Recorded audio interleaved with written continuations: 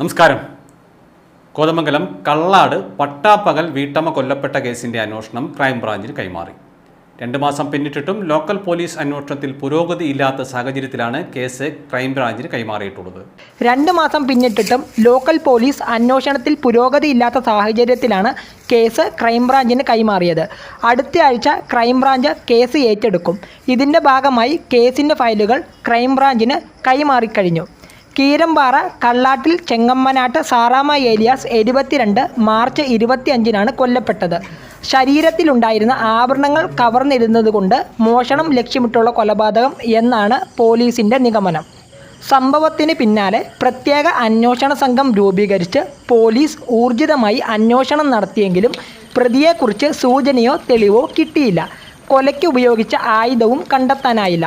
പ്രദേശത്തെ പൈനാപ്പിൾ തോട്ടത്തിലടക്കം പണിക്ക് വന്നിട്ടുള്ള ഇതര സംസ്ഥാന തൊഴിലാളികളെ കേന്ദ്രീകരിച്ച് നടത്തിയ അന്വേഷണവും വൃഥാവിലായി. ഫോൺ ലൊക്കേഷൻ അടിസ്ഥാനമാക്കി 500ഓളം പേരിൽ നിന്ന് വിവരശേഖരണവും നടത്തി. M4 മലയാളം, കോതമംഗലം.